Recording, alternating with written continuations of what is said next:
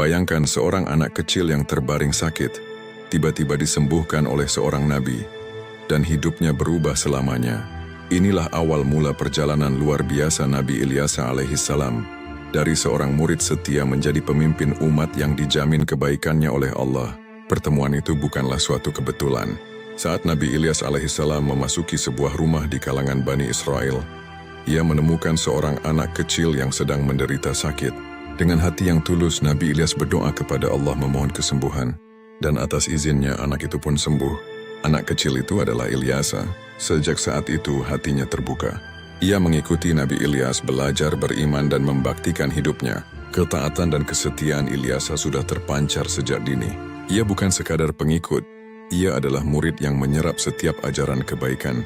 Hingga akhirnya ia dipercaya untuk meneruskan estafet kenabian yang berat ini. Setelah Nabi Ilyas wafat, tongkat estafet dakwah jatuh ke pundak Nabi Ilyas alaihissalam. Tantangannya besar. Sebagian kaumnya masih keras kepala, menyembah berhala dan menolak kebenaran. Tapi lihatlah keteladanan beliau. Tidak ada kata putus asa, tidak ada amarah yang membabi buta. Yang ada hanyalah kesabaran yang tak bertepi dan tekad baja untuk terus mengajak umatnya kembali kepada jalan Allah, Sang Pencipta.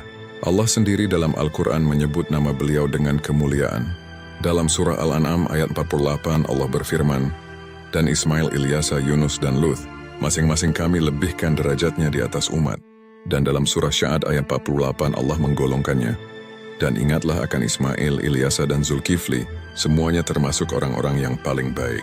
Berkat kesabaran itu, sebagian kaum Bani Israel pun beriman. Mereka hidup dalam kerukunan di bawah bimbingan Nabi Ilyasa. Namun semua pasti berakhir ketika Nabi Ilyas wafat. Duka yang mendalam menyelimuti kaum yang beriman. Dan sayangnya seiring waktu berlalu tanpa keberadaan beliau, cahaya itu mulai meredup. Ajaran-ajaran mulia pun perlahan ditinggalkan.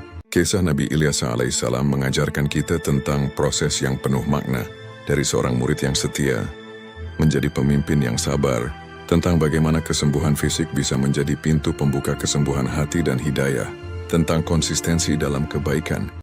Meski diterpa penolakan, beliau adalah bukti bahwa ketaatan dan kesabaran akan mengantarkan seseorang pada derajat yang Allah kehendaki, derajat yang lebih tinggi dan gelar sebagai orang-orang yang paling baik. Kisah ini bukan sekadar sejarah, ia adalah cermin. Seberapa setiakah kita dalam menuntut ilmu kebaikan? Seberapa sabarkah kita dalam menjalani proses dan menghadapi penolakan? Bagikan inspirasi dari Nabi Ilyas alaihissalam ini kepada orang-orang terdekatmu. Like video ini jika kamu terinspirasi. Dan subscribe untuk mendapatkan lebih banyak kisah penuh hikmah. Tulis di komentar, pelajaran apa yang paling kamu rasakan dari kisah kesabaran Nabi Ilyas alaihissalam. Sampai jumpa di video berikutnya.